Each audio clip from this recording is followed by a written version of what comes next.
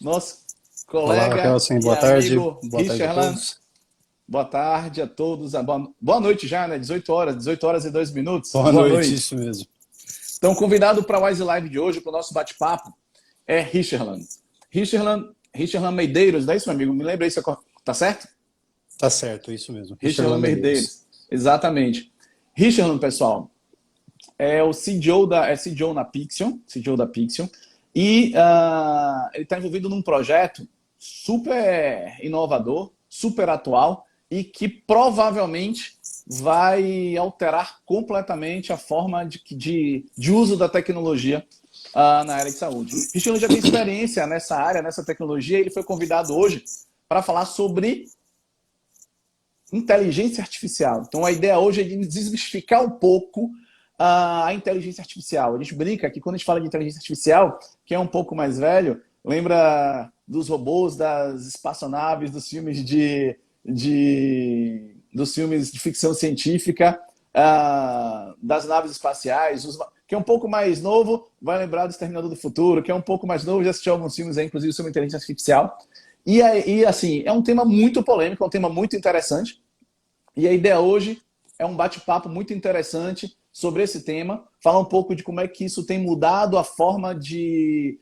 Tem mudado os mercados, tem mudado a forma que as empresas têm trabalhando, tem mudado também a forma de interação entre consumidor e fornecedor.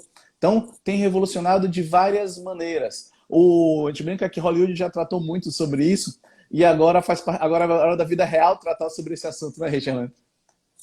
Exato. Ele já está presente, né, na nossa vida, mas agora a gente tem todo um futuro aí grande pela frente que vamos ver muitas novidades.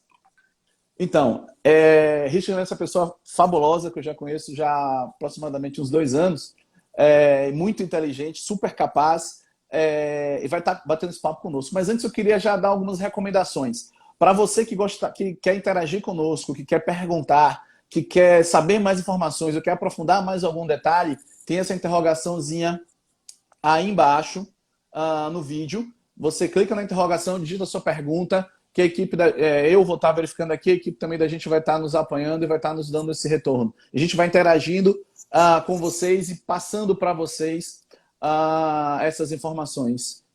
Já me pediram aqui para eu retirar os comentários. Vamos lá, então. Desativar os comentários, que aí não fica mais nada passando a imagem na frente de Richard. E aí, vamos lá, Richard. Eu queria saber o seguinte. Você é CDO da Pixion e você está envolvido nesse projeto de inteligência artificial já há quanto tempo, Richard? Eu Na vou fazer Pixion. um ano de Pixion. Eu trabalho com inteligência artificial há pouco mais de 12 anos, quase fazendo 13 anos, e estou há um ano na Pixion, né? Estou à frente de projetos como classificação e segmentação de imagens, trabalhando também com projetos de processamento de linguagem natural e detecção de padrões. Interessante. Antes mesmo de a gente começar a falar um pouco mais da aplicação na área de saúde, como o tema da LivePad, vamos desmistificar um pouco o que é inteligência artificial. Então, eu queria que você relatasse um pouco sobre o conceito de inteligência artificial, explicasse um pouco mais para a gente, para o nosso seguidor que está nos acompanhando na live, um pouco sobre o conceito inicial do que é inteligência artificial. Inteligência artificial. É bem o que você disse, né? A inteligência artificial ele já é objeto aí de estudo, de fala, desde Hollywood até rodas de conversa em bares, né? Mas inteligência artificial é bem no conceito que você disse. Qualquer mecanismo, qualquer comportamento que mimetize um comportamento inteligente é inteligência artificial. Então a primeira definição, ela acaba sendo isso, de modo que um sistema simples de um computador acaba recebendo, de certa forma, essa classificação. Ela é muito confundida com a questão do aprendizado de máquina, né, que é o machine learning. O machine learning é uma área dentro da inteligência artificial, ou seja, dentro da computação como um todo, né, que é voltado para criar algoritmos que resolvem problemas que não são para problemas que não são facilmente mapeáveis. Então, Diretamente. Se você consegue mapear um conjunto de passos de uma forma direta, explícita, você não precisa de inteligência artificial ou de aprendizado de máquina. Agora, quando você tem um problema que você não consegue mapear de uma forma fácil, você precisa de um algoritmo de aprendizado de máquina e ele vai entender, baseado em ações, dados históricos, como agir a partir de um problema, como agir para resolver um problema. E também tem essa área, esse segmento, essa sub-área mais recente, que tem sido muito falado, que é o Deep Learning. Então, muitas frentes das indústrias têm chamado o Deep Learning como computação cognitiva. Essa é, hoje, uma das áreas mais promissoras pelo potencial de aprendizado que ela tem. Então, se eu pudesse fazer uma desmistificação, uma conceituação simples, seria nesse sentido. Então, claramente existe uma diferença entre inteligência artificial, aprendizado de máquina e computação cognitiva. Até para facilitar, dá um exemplo bobo, um exemplo simples de cada uma dessas três. Você explicou agora o conceito, eu queria que você desse um pouquinho desse exemplo para o pessoal ficar mais claro o entendimento sobre isso. Um exemplo de uma inteligência artificial simples seria um algoritmo como uma árvore de decisão. Então você desenha um conjunto de passos e um conjunto de condicionantes e esse mecanismo, esse algoritmo passa a decidir dentro de uma árvore de decisão. Então isso daí seria a inteligência artificial, né? Não necessariamente com a necessidade de um algoritmo de aprendizado de máquina. Aprendizado de máquina seria aprendizado estatístico de máquina na maioria das vezes, de modo que seria necessário um conjunto de dados histórico para aprender um conjunto de padrões e inferir esse conjunto de padrões em um problema. Então, quando a gente pensa, por exemplo, o Waze trabalha fortemente com aprendizado de máquina. Ele tem um conjunto de dados e um conjunto de pessoas que trafegaram por alguns locais e eles recebem recomendação baseado no tráfego daquela região e no tráfego das pessoas que passaram por ali. Então, seria um bom exemplo. Hoje em dia, o Deep Learning ele está sendo mais usado para inferência em cima de imagem.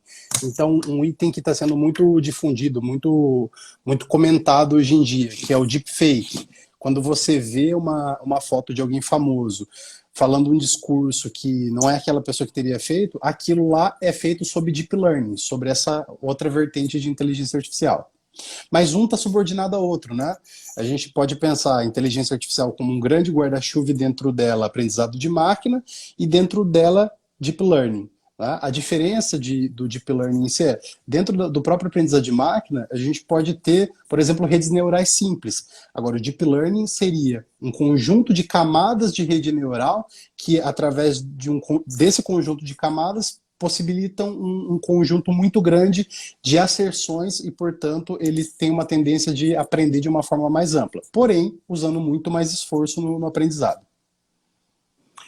Ou seja, quanto mais informação você tem hoje, quanto mais dado você tem para você tratar, mais possibilidades de aprendizado, de cognição, de estruturação desses dados, a empresa, mais facilidade ela vai ter de usar a inteligência artificial a seu favor. Mais ou menos o raciocínio é por aí? É por aí. Então, quanto mais dados e quanto mais clareza do problema que se tem, né? Muito importante também mencionar, é confundido com muita frequência a inteligência artificial forte da inteligência artificial fraca. A inteligência artificial forte é aquela inteligência artificial dos filmes mesmo, né? Quando você vê o Exterminador do Futuro, ou um mecanismo que chega dominando o mundo, aquilo é inteligência artificial forte, que hoje é ainda filosófica, né? Ainda é fruto de pesquisa. Quando a gente fala da inteligência artificial para o mercado, para a indústria, a gente está falando da inteligência artificial fraca, que é você analisar o problema, definir o problema de uma forma conceituada, né? Você definir criteriosamente o espaço de um problema e atacar ele especificamente com um conjunto de algoritmos resolvendo cada etapa desse problema. Isso daí que seria inteligência artificial baseada num conjunto de dados. O legal é que vocês cientistas, fazem essa diferença entre inteligência artificial fraca e inteligência artificial forte. E eu dou risada que o que se pode fazer com essa inteligência artificial fraca, o volume de informação, de tratativa, de dinamismo e de otimização de processos que você pode fazer com essa inteligência artificial fraca, eu acho que é até uma colocação assim, digamos assim, parece até brincadeira dizer que a inteligência artificial é fraca, mas aí depois, claro, a gente entendeu de fraca que só tem o nome, né? Só tem o nome.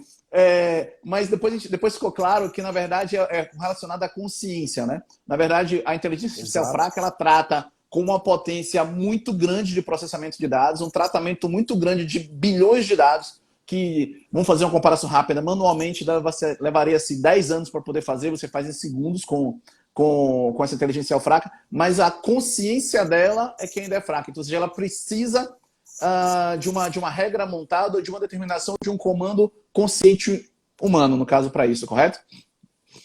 Correto, é exatamente isso. Isso daí dá para fazer uma ponte até com o que eu mencionei da computação cognitiva, né?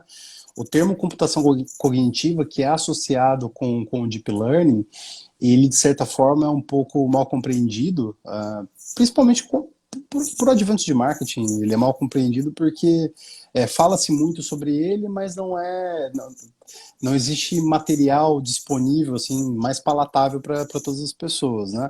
Mas quando se cunhou a ideia da computação cognitiva, foi exatamente nessa ideia que você mencionou, que é escalar a capacidade humana, que é escalar a cognição humana, e não necessariamente tentar imitar toda a cognição humana, né?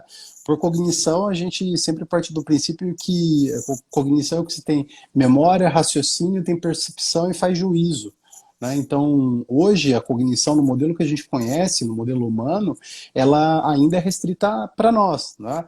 Mas a máquina ela tem a capacidade de imitar a execução de pequenas tarefas. Então, através desses mecanismos, a gente consegue ampliar e escalar o potencial humano em tarefas repetitivas. Então, eu acredito que essa missão já é nobre o suficiente como computação cognitiva.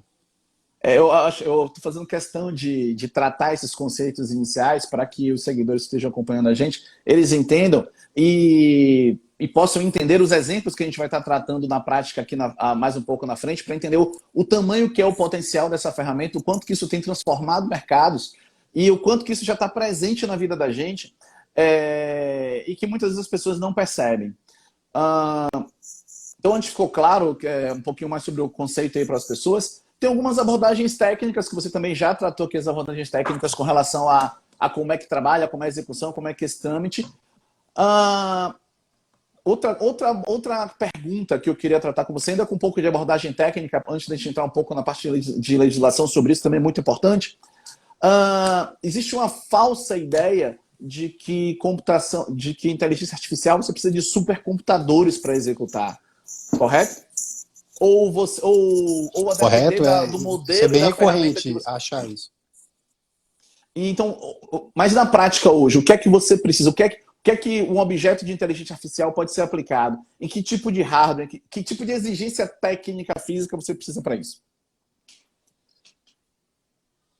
Olha, a gente vê inteligência artificial rodando diariamente nos nossos celulares, a gente vê inteligência artificial rodando diariamente nos nossos computadores quando a gente acessa alguns sites, principalmente quando a gente usa mecanismos de recomendação, né, não sei se já aconteceu com você, que assim, comigo acontece sempre, quando você entra na internet, faz uma pesquisa e está procurando um produto e em sequência você recebe uma série de recomendações de outros produtos relacionados àquele Há primeiro 5 anos produto, né? atrás eu pensei que eu estava... Há 5 anos atrás eu pensei que eu estava sendo espionado. Hoje é normal.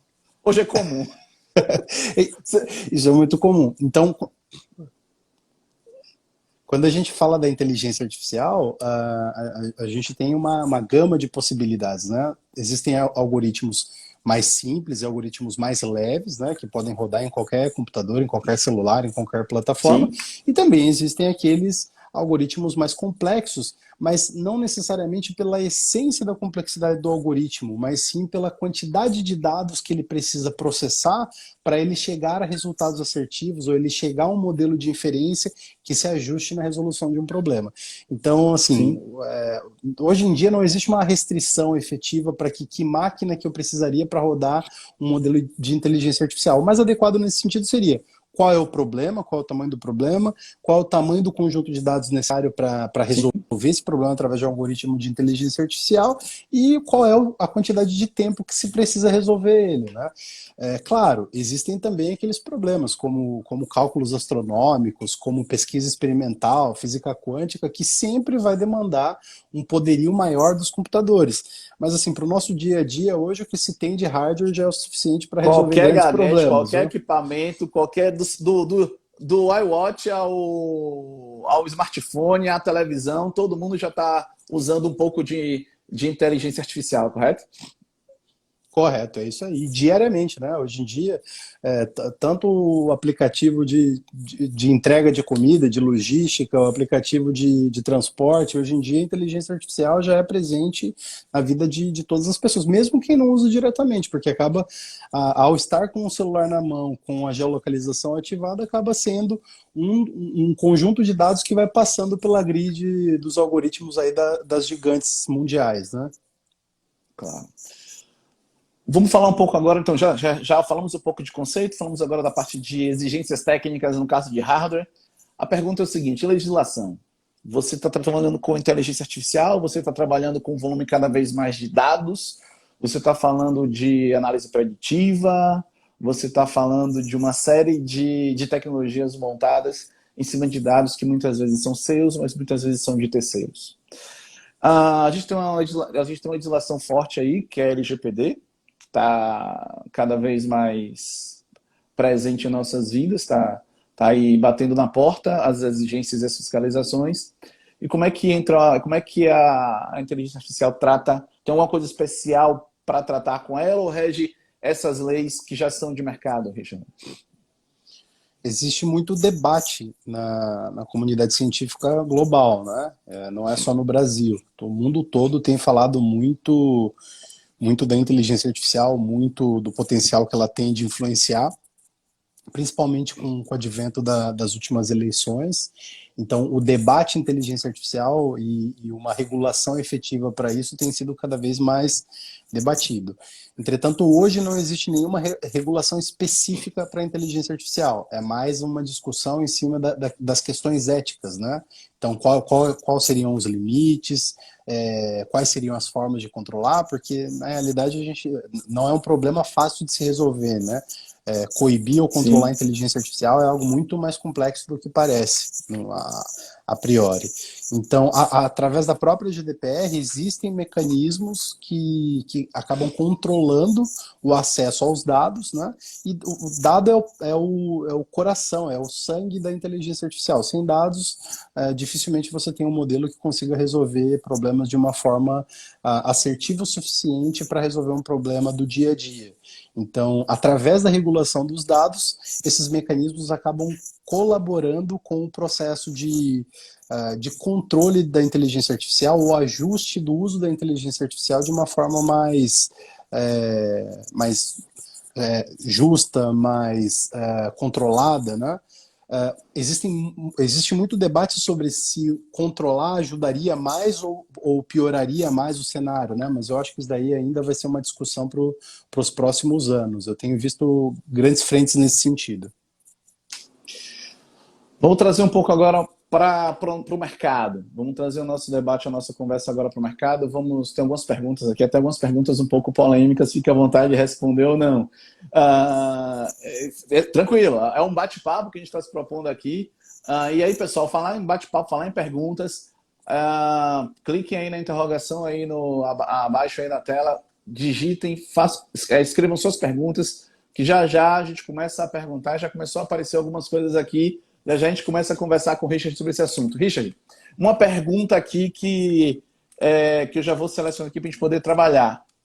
Inteligência artificial, assim como na época da informatização, existe a grande questão: mão de obra, vagas, profissionais.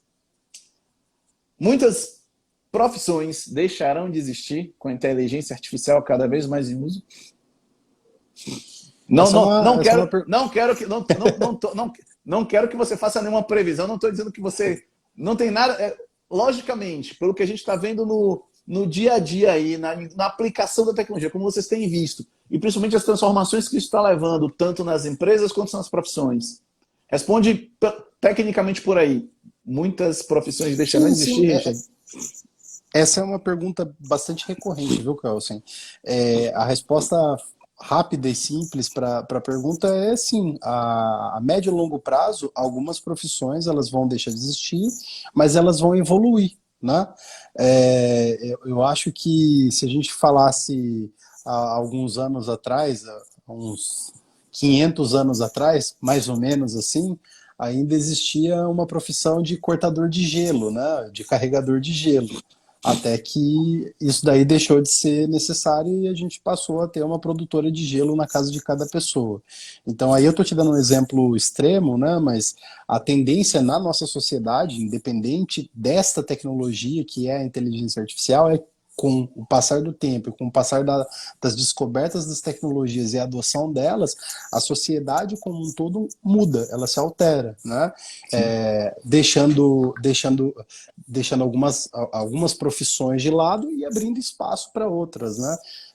Sem Eu dúvida. ouço muito falar sobre essa questão, né? Sobre uma competição injusta das máquinas com os seres humanos, mas as máquinas elas são muito boas quando a gente trata nessas tarefas repetitivas, quando a gente trata dessas tarefas que você consegue criar um racional específico para um problema específico. Agora, as máquinas têm de longe a nossa habilidade de opinião, ela não tem de longe o nosso potencial criativo, então eu diria que irá evoluir, mas isso não vai ser um problema para a humanidade. Ou seja, vão fechar algumas portas, mas abrirão centenas de outras mais, milhares de outras mais, com as possibilidades que a própria Muitas inteligência mais. artificial está trazendo para o mercado. Ou seja, cada Muitas vez mais. mais conhecimento, formação e capacitação vai pesar mais ainda. Sim. Informação é poder, né? Eu acredito que a inteligência artificial ela vai dar acesso às pessoas, né? De certa forma, ela vai acabar democratizando o acesso à informação, ela vai democratizar o acesso a alguns recursos. Então, eu acredito que a inteligência artificial vai acabar sendo aí um agente de boas transformações. Claro que toda transformação ela sempre tem viés ao longo do caminho que a gente vai descobrindo, né? Que a gente vai se aperfeiçoando como sociedade mesmo. Não diria como empresa ou como mercado, mas como sociedade. Então, acho que você já respondeu uma outra pergunta que fizeram aqui, se haverá aumento de desemprego. Não, não haverá aumento de desemprego. Haverá mudanças de Não, oportunidades e inúmeras outras oportunidades. inúmeras Correto? outras. Quando a gente fala essa pergunta também é uma outra pergunta bastante recorrente, né? A questão do desemprego. Mas ela vai mudar a essência com que a gente enxerga o emprego, né? Com que a gente enxerga alguns tipos de atividade.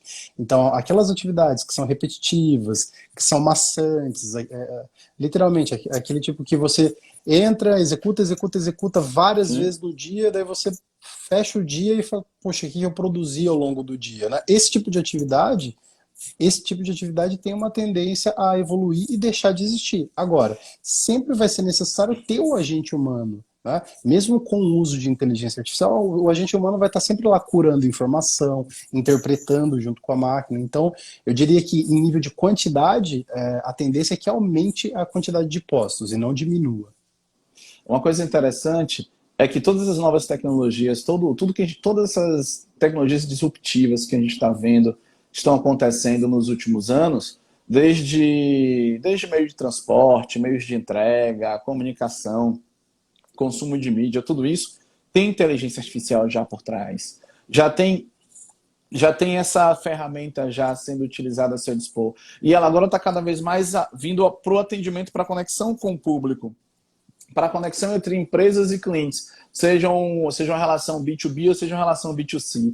Então, tudo isso tem alterado o mercado, mas tem aumentado e tem multiplicado as possibilidades. Quantos negócios não têm surgido baseado nisso? Quantas verticais não têm sido criadas novas baseadas nisso? Até mesmo a gente estava fazendo uma análise recentemente, até teve um portal, teve até um painel interessante que a Pixel também participou essa semana, como a própria crise, como a própria Covid-19 despertou, alimentou necessidades antigas e despertou novas oportunidades que geraram novos mercados, novos crescimentos, e novos desenvolvimentos e novos investimentos. A própria Pix é um exemplo disso. Você poderia falar um pouco do tanto, daqui a pouco você está falando sobre isso, do tanto que a companhia tem investido nisso, tem antecipado o roadmap e tem assim ofertado verdadeiras inovações ao mercado. Mas só para a gente seguir aqui,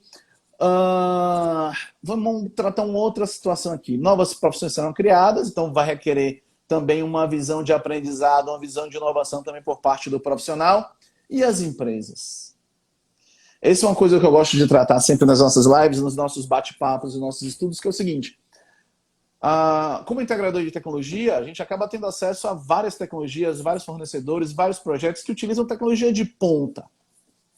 Mas a gente não precisa ir muito longe para olhar para o mercado e ver que você tem empresas tecnologicamente posicionadas há 30 anos atrás, outras há 20 anos atrás, outras há 10 anos atrás, e algumas poucas realmente prontas para trabalhar com tecnologia de ponta. Então, como é que isso vai impactar nas empresas? Eu queria um pouquinho de visão mesmo de negócio, visão de abordagem de estratégia de empresa, as possibilidades que isso pode trazer. Então, as empresas estão 100% preparadas para essa transformação?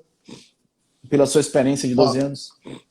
Olha, eu diria que a gente está num momento bem misto, né, do mercado. Então, se eu fosse responder para você de bate-pronto, assim, eu diria que ainda não em totalidade, né? Principalmente quando a gente olha o mercado do Brasil, ainda existe um hype muito grande, sabe? Ainda existe um apelo de marketing muito grande, o que é bom para dar amplitude à questão, mas acaba sendo ruim porque acaba criando mais misticismo do que uma ação mais objetiva e prática. Então eu acredito que a gente ainda está numa fase muito inicial no Brasil, né? Eu estive num evento em Nova York, aí, olhando até para um viés mundo. Foi em 2018 ou 2019, finalzinho de 18, aonde, se não me engano, o Gartner passava uma informação que de todas as empresas ao redor do mundo, 17% das que investiram em inteligência artificial conseguiram um retorno do investimento dela. Agora, a provocação era: isso significava em 2018 que as demais empresas, 83%, elas não deveriam continuar investindo? Completamente ao contrário, que seria as 17% das empresas que investiram criaram um outro caminho e aumentaram a eficiência de uma forma exponencial e se reinventaram nos mercados que elas Aumentaram a atuavam. curva de aprendizado. Exatamente. Então, e já estão Aliás, colhendo frutos com isso. exatamente. Então, elas foram para outro patamar, né? Agora, quando a gente olha para essa outra fatia das empresas, representando até mesmo as empresas que não entraram numa linha de adotar a inteligência artificial, não existe muito volta para esse caminho, né? Então, com o passar do tempo, a inteligência artificial ela vai passar a ser cada vez mais frequente. E olhando para o dia de hoje, ela já é um diferencial estratégico. Ela já é um diferencial estratégico muito forte. Então, eu diria que, olhando para o momento, para as oportunidades, principalmente pela questão da pandemia, né?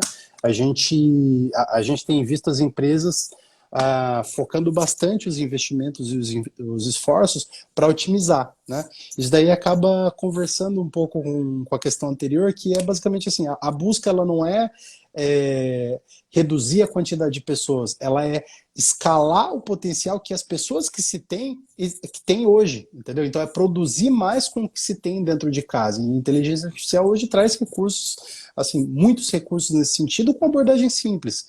Então eu acho que, assim, olhando para o nosso mercado, né, aliás, olhando para a indústria Brasil de uma forma geral, falta um pouco dessa visão de começar com pequenos passos e ser consistente, continuar, sabe, implementar uma primeira solução, mensurar os resultados, verificar que colheu resultados, dar um próximo passo e seguir consistente. Eu acho que isso é o diferencial para qualquer empresa aí para adoção de inteligência artificial.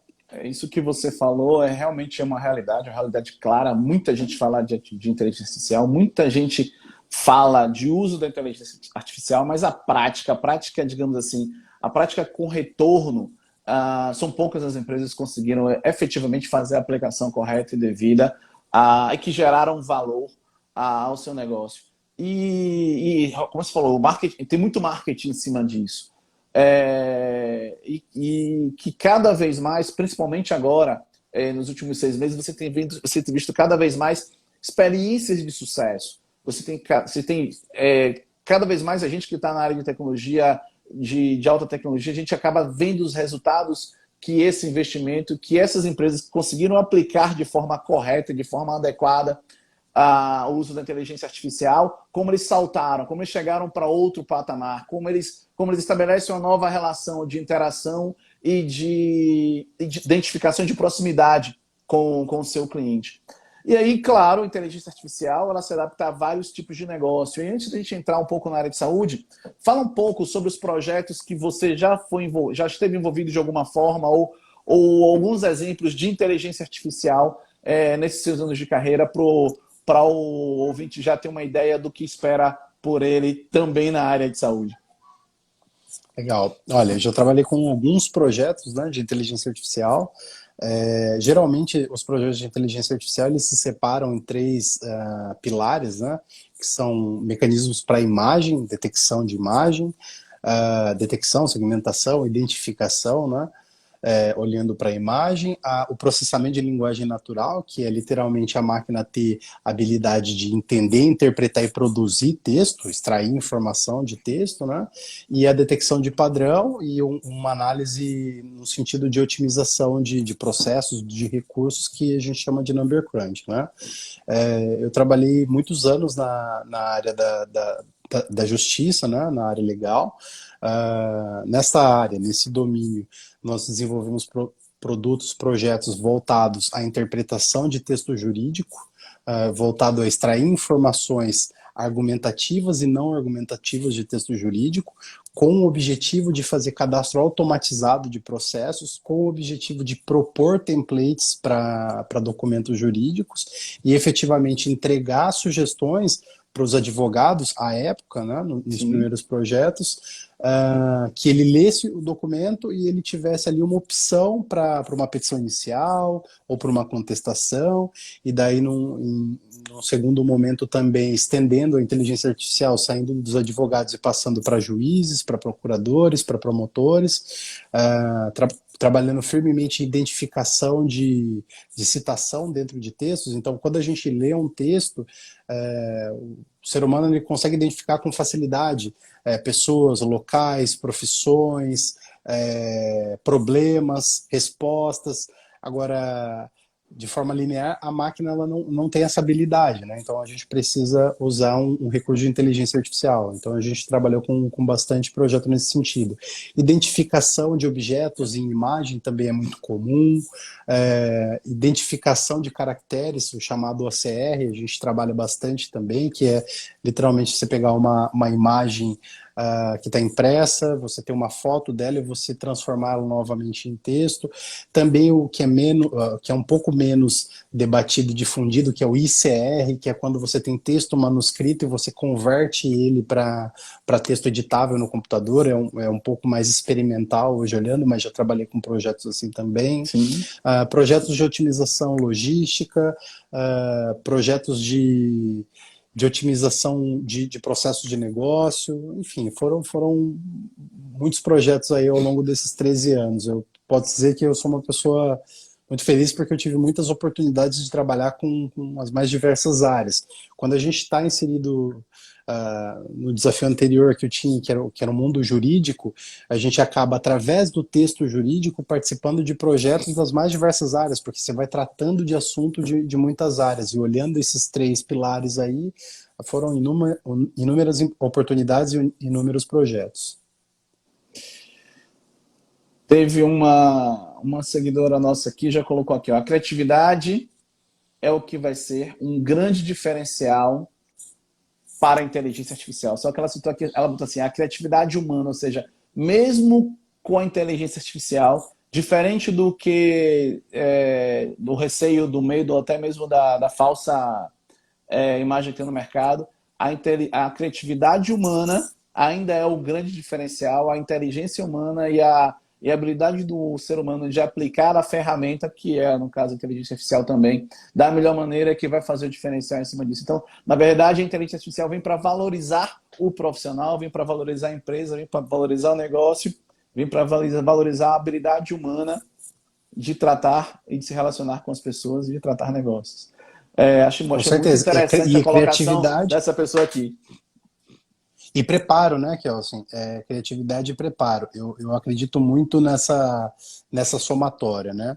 A gente está num momento que eu acredito firmemente que as pessoas que se abrirem primeiro a questão e derem uma oportunidade, forem atrás e procurarem estudar, você não precisa ser um super especialista de inteligência artificial, de processamento de linguagem natural ou de imagens, para você adotar ela no seu dia a dia e para você estar aberto a pensar que os processos que você trata no dia a dia podem ser beneficiados por inteligência artificial. Então, eu acredito muito que as pessoas que derem os primeiros passos vão ser as pessoas que vão ter vanguarda aí numa série de benefícios que vão acontecendo ao longo E da história. agora, pergunta que não quer calar, pergunta que todos do mercado estão esperando. E a inteligência artificial?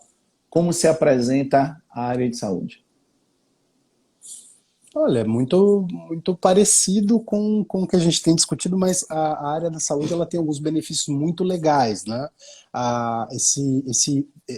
Muito diferentes de algumas que eu trabalhei, para ser mais específico. Quando a gente fala da área da saúde, ela normalmente tem uma regulação que ela acaba coibindo um pouco desse hype, sabe? Então, o que se apresenta muito como um hype acaba não continuando, acaba não conseguindo ser perene.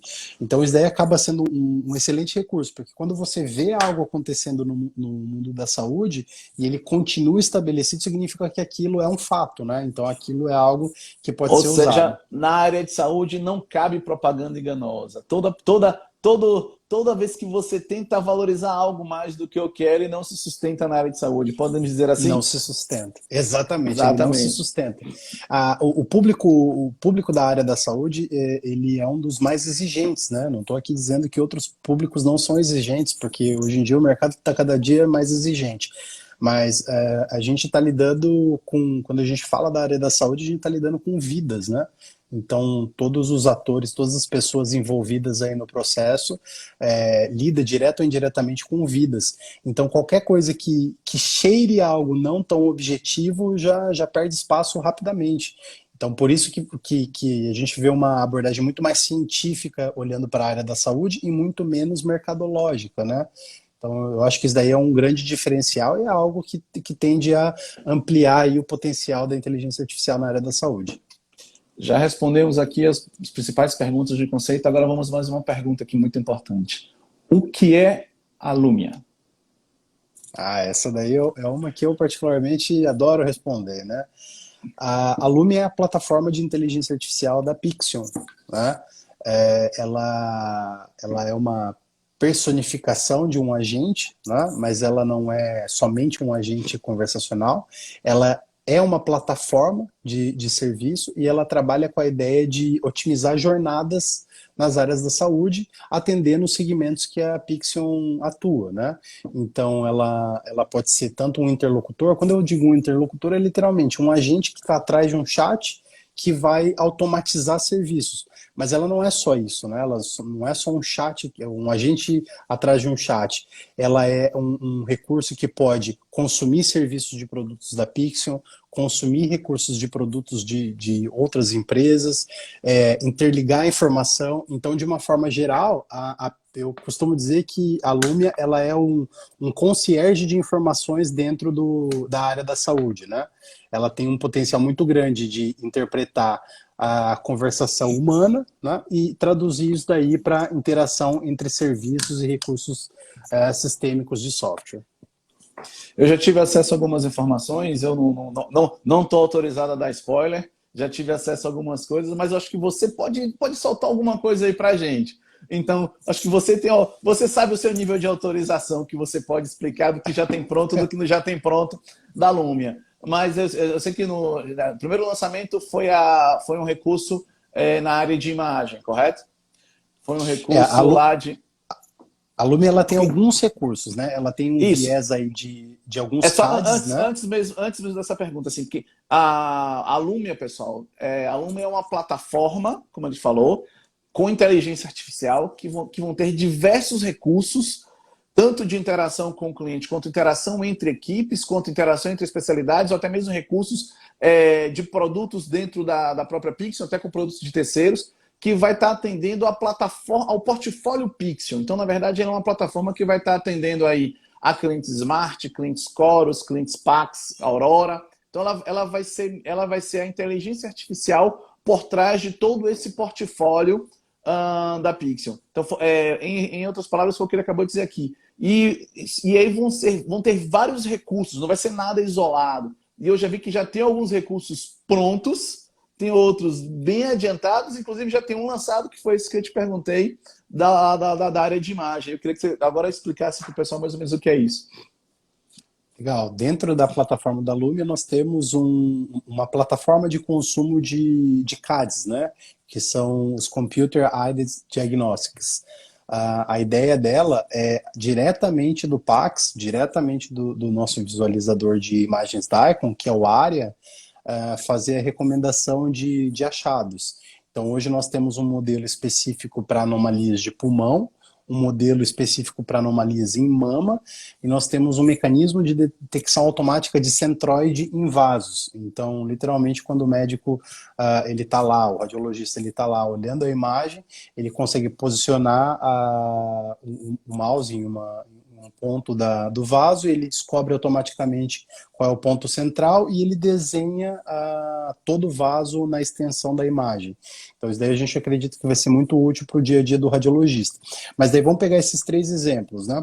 Aqui a gente está falando de 3 exemplos de CADs dentro de uma plataforma que pode servir a muitos outros modelos. A plataforma ela foi pensada exatamente nesse sentido, para acoplar inteligências de forma sucessiva. Então, na medida da adoção, né, na medida dos pedidos que os nossos clientes façam para a Pixel, a gente vai passando a desenvolver outros mecanismos orientados a outros órgãos, a outros pontos do corpo humano, ou mesmo se acoplar com inteligência artificial de terceiros, né? Então, se a gente entender que existem pesquisas interessantes e parcerias interessantes, a gente também consegue, através dessa plataforma, se acoplar. Então, esses daí são os exemplos, o que a gente tem hoje já pronto e preparado para que a gente comece a apresentar. Ou seja, essa mesma estrutura que hoje já está pronta para a área de radiologia, também vai poder apoiar futuramente talvez um bioquímico, um biomédico, talvez não, provavelmente um bioquímico, um biomédico, também vai poder, na área de laboratório, vai poder apoiar também outros médicos, outros profissionais da área de saúde em outras especialidades, que a estrutura de análise cognitiva é similar. O processo de aprendizado ele é similar, né? Quando a gente sai da imagem, a gente pode também analisar estruturas tabulares, né? Tentar identificar uma anomalia em uma estrutura, em algum exame laboratorial, por exemplo. A gente pode buscar tendências, fenômenos estatísticos de uma forma geral. Então, assim, o processo de aprendizado ele é muito parecido de um para o outro. Agora, olhando para o nosso roadmap, o que a gente tem de objetivos aí de estratégia para frente, a gente tem algo muito mais próximo que acaba sendo a Lumia como um agente de interação. Então, hoje a gente já está comercializando, por exemplo, ela como agente de interação no agendamento. Então, através do WhatsApp ou através do site do nosso cliente, todo o processo de agendamento é feito automatizado através da Lumia, e totalmente integrado no Smart, no Chorus, no Pleris, no X-Clinic. Então, já o processo de atendimento do paciente com a clínica, ele já é feito totalmente através da Lumia. E aí é um exemplo de interação, né? Era um pouco nessa linha. Então, quando a gente olha as jornadas em si, e a agenda acaba sendo um exemplo dessa jornada, a ideia dela é atuar de uma forma a escalar isso, né? Então, ela é um agente que está lá sempre disponível. Você não precisa esperar chegar às 8 horas, 9 horas do dia seguinte para fazer um agendamento. Basta você ter o número do WhatsApp e começar a conversar com ela, e você vai fazer um agendamento que vai cair direto na agenda do médico, considerando as regras de negócio, considerando as características de agenda de cada médico estabelecido dentro do Chorus, do Pleris, do Smart, do X-Clinic. Né? Daí eu estou dando aqui os exemplos de software, que são os principais, mas em todo o repertório de produtos que a Pixion tem. Além da interação de apoio ao médico, agora de interação com o paciente, quais são as demais áreas que você poderia, assim, na live aqui, já informar que já tem um planejamento de curto prazo, da Lumia também está interagindo e está gerando valor nessas áreas no portfólio Pixion hoje? Legal, dá para eu fazer um spoiler de algumas jornadas. Não quero te Vou focar em comprometer, uma. mas é porque eu quero... Olha, vou dar o spoiler de uma jornada, né? Esse exemplo da agenda é um exemplo onde o interlocutor é o paciente e a clínica, né? Então é uma interação direta pessoa-máquina, máquina-pessoa. Mas a gente está em desenvolvimento uma jornada voltado à Lumia como uma terceira pessoa na sala escutando. Como assim?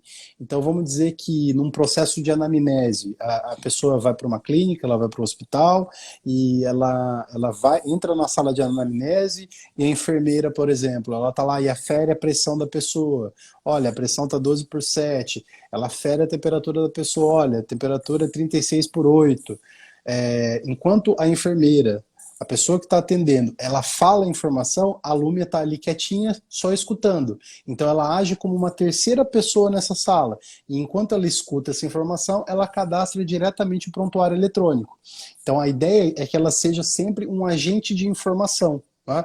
Então, enquanto ela está preenchendo essa informação, a pessoa se deslocando da área da sala de anamnese para o consultório, ela também pode auxiliar o médico, escutando as informações, criando a narrativa automaticamente. Ou seja, você percebe que a ideia aí é tanto enfermeira quanto médico totalmente hands-free, né? Então, mas isso é um exemplo de aplicação para essa ideia da terceira pessoa. Então, a gente trabalha fortemente na criação da tecnologia que viabiliza isso, para que daí quando a gente vai no cliente, a gente escuta qual é a necessidade dele e consegue identificar essas características. Bom, olha, legal, a anamnese é um processo que cabe terceira pessoa. Quais outros poderiam, né? Hoje mesmo conversei com um cliente da Pixion falando sobre a questão de fazer de ter um questionário no início do atendimento, né? Um questionário que possa direcionar e possa enquadrar essa pessoa, possa selecionar a característica dessa pessoa em meio a outros atendimentos. Pode ser utilizado como um questionário de qualidade, pode ser usado como um questionário que já prepara insumos, que já prepara recursos, ou seja, de forma geral, nós criamos a plataforma exatamente para que ela consiga se adaptar a todas as necessidades que os nossos clientes nos colocam, sabe? De uma forma que possa escalar e atender, né, de uma forma ampla a todos esses clientes, mas que também possa resolver problemas específicos de cada cliente. A gente está bem feliz nesse desafio, nessa jornada. Não, eu sou testemunha disso. Eu tenho visto como como a crise dos últimos 3 meses afetou todas as empresas, todo o mercado, todo mundo assustado, e eu sou testemunha de como a Pixion e outros fornecedores nossos também, mas principalmente a Pixion, ela tem aproveitado essa oportunidade para acelerar a roadmap, para antecipar situações, para gerar valor e gerar verdadeiras inovações à carteira de cliente, ao mercado. E assim, eu vi claramente que a Pixion intensificou fortemente o investimento nessas tecnologias, digamos assim, disruptivas, que vão auxiliar nesse novo normal, que esse novo normal já está até chato de falar, porque todo mundo fala desse novo normal, mas como vocês têm sido felizes nisso? Eu imagino Armando de um lado, André Gentil do outro, acelerando, assim, meio que acelerando e tocando mesmo a toque de caixa essas inovações que a própria Pixion entregou nos últimos 30 dias. Foi teleconsulta, foi Lumia, na verdade foram as novas fases da Lumia, todo esse portfólio de inovação que tem sido trazido para cá e assim para o mercado, e o que eu já vi de potencialidade do que vocês estão trazendo, principalmente com essa plataforma de inteligência artificial, o quanto que desde o paciente, a recepcionista, a fatorista, o médico, o enfermeiro, o bioquímico, o radiologista, eles vão ter novas ferramentas de apoio, novas ferramentas, como você falou, de terceira pessoa, apoiando eles com lembranças, com regras, com análises, com sugestões. Há rotinas que muitas vezes são comuns no dia a dia. Já está claro para a gente que está tendo mais conhecimento com isso, o impacto e a revolução que isso vai trazer ao mercado de saúde. E aí vem a pergunta, que a gente acabou respondendo, mas foi uma pergunta que apareceu aqui, eu vou trazer. Para utilizar a Lumia, basta eu ter o portfólio Pixel, algum produto do portfólio Pixel em funcionamento, ou seja, a Lumia vai estar integrada com o Smart, vai estar integrada com o Chorus, vai estar integrada com o X-Clinic e vai ser um filtro de cada recurso ali já trabalhado, correto, Richard? Não é um produto à parte, não é algo que eu vou ter que trabalhar à parte, ele é um recurso que vai ser disponibilizado para o cliente, mas vai estar integrado com o portfólio, com as ferramentas que os clientes já usam no dia a dia, assim como a Pixel fez com a teleconsulta, que são os mesmos módulos que os clientes usam, correto? Correto. Ela foi feita para facilitar o processo de integração e para estar integrada com qualquer produto e qualquer módulo da Pixel. Então, obviamente que a gente sempre orienta o processo e o nosso roadmap às jornadas que vão sendo pedidas, né? Mas a estrutura, a plataforma dela é pensada para viabilizar isso daí para todos os produtos da Pixel. Tem mais uma outra pergunta aqui. A gente já falou dos benefícios esperados, essa pergunta a gente já respondeu, acabou falando aqui. Vai ter um lançamento oficial da Lumia, correto? Vai ter um evento agora no dia... Vai ter o Pixel Digital Health nos dias 8, 15 e 22 de julho, às 16 horas, correto? Vai ser um momento bem legal. Vai ser um evento 100% digital, onde as pessoas bastam entrar lá no site da Pixel, no perfil da Pixel e se inscreverem para poder participar. Um evento que já está aqui garantido a presença de Dr. Eliezer da Silva, do Hospital Albert Einstein, vários especialistas da Pixel também, Adriano Fontana, da Boa Consulta, também participando do evento online, já no dia 8. O link para inscrição tá na bio do perfil da Pixel no Instagram. Se você chegar aí na bio no Somos Pixel, já tá lá o link para inscrição. O evento vai ser no dia 8, 15 e 22, sempre às 16 horas. É o Pixel Digital Health, que vai ter mais detalhes, vai ter um lançamento interessante aí do Lumia nesse evento, não é isso? Vai ter algumas surpresas da Lumia aí, lançamento efetivo, né? E eu acho que vai mostrar bastante o potencial de interação e de integração que ela tem de uma forma ampla com recursos. Então vai ser bem interessante, vai ser um evento muito legal. Então, pessoal, dia 8, 15 e 22 de julho de 2020, o Pixel Digital Health. No dia 8 já está confirmada a presença de Dr. Eliezer da Silva, do Albert Einstein, e Adriano Fontana, do Boa Consulta. Richard, na área de saúde, ainda uma última pergunta. Já está quase acabando aqui a nossa live, então, antes das suas considerações, dos seus detalhes, na área de saúde, existe um potencial, na minha opinião, muito grande, porque eu acho que nenhuma outra área tem tantos negócios inseridos ali dentro. Se você pegar um hospital tem desde um motel, um recurso de um hotel lá dentro, você tem o controle de apartamentos que você tem que ter, você tem aí distribuição de medicamentos, que você tem que comprar e distribuir medicamentos, você tem que controlar isso, e medicamentos de alto custo, de alta complexidade, de alta estabilidade.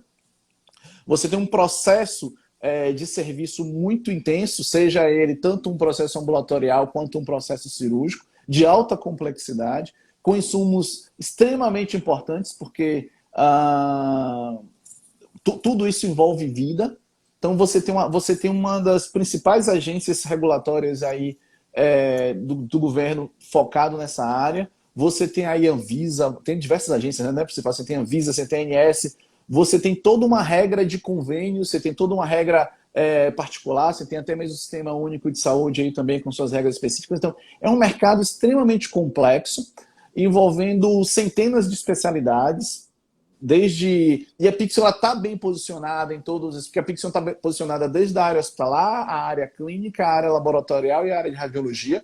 Então a Pixel tem clientes que envolvem todas essas áreas juntas, como também tem clientes que em segmentos separados. Então, assim, o universo de trabalho que pode ter disso aí é muito grande. O que você acha que isso, qual vai ser o impacto disso, ou o que é que se pode esperar diante do que já foi feito nos próximos 2, 3, 4, 5 anos da inteligência artificial por trás disso tudo? E aí a pergunta final, e quem ainda não tem um produto apto à inteligência artificial, quanto que esse abismo não vai crescer com a inteligência artificial nesses próximos anos?